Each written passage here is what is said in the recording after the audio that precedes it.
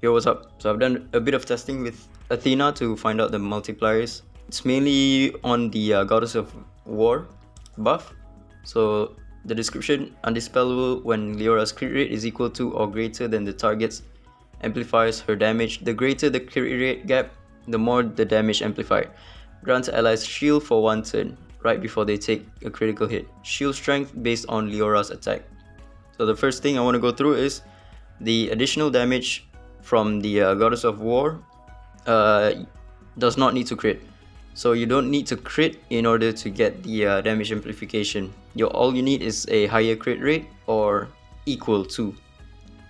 Okay, so the second one, the multiplier for the Goddess of War is 1.3 to 1.6, depending on the gap of the crit rate. So basically, if you have a 0% crit rate difference, then you're gonna get a base of 1.3 times multiplier from the Goddess of War amplification. If you have a lower crit rate, then there's no amplification. So if you have a maximum of 100% crit rate difference, and that's only possible if you use her S3 to reduce the enemy's crit rate, while you have 100% crit rate, so you have a 100% crit rate difference, you're gonna get a 1.6 times multiplier from the Goddess of War. So this means that every 1% crit rate difference between you and the enemy, you are going to get a 0.003 extra damage. So let's say you have a 80% crit rate and the enemy has a 79% crit rate. Let's just say, right? So you have a 1% difference. Your extra damage is going to be 1.303.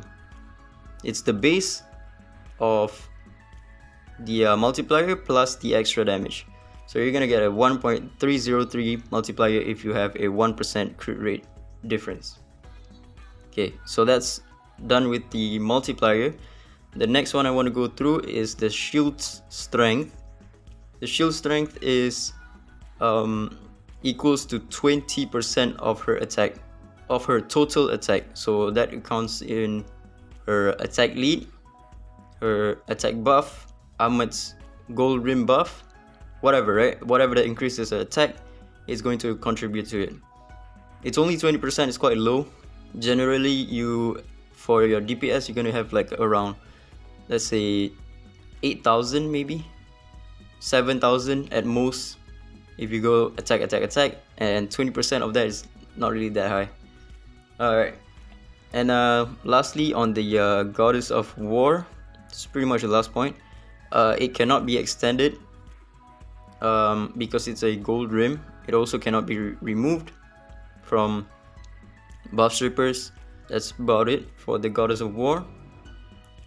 And now the damage range, her S1 damage range, it has a range because of the Goddess of War amplification.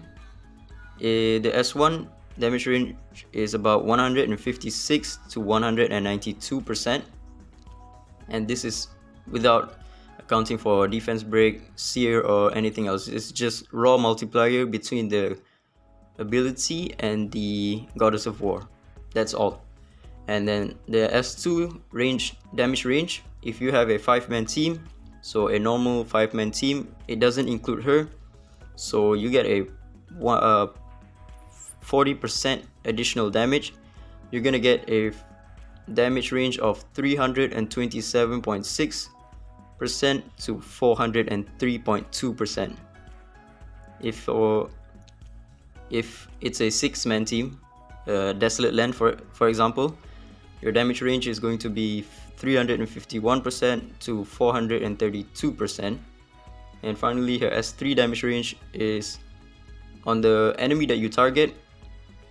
It's going to do 221% damage to 272% damage, while the AoE is going to do 156% to 192% damage.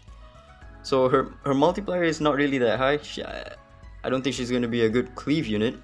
It's because her AoE damage is only 156 the lowest, and at best 192.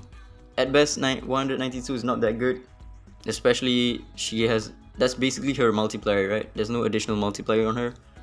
So yeah, and also her invincibility turns out to be 2 turns. It's not 1 turn. She's really hard to die, man. She has a invincibility for 2 turns and a standoff for 2 turns if she drops below 50% HP. That's pretty correct. But yeah, that's pretty much it. If you have any question, maybe I can answer them in the comments if I forgot something about her. But yeah, that's pretty much it that you need to know. The rest you can find in game. Yeah, that's about it. Ciao.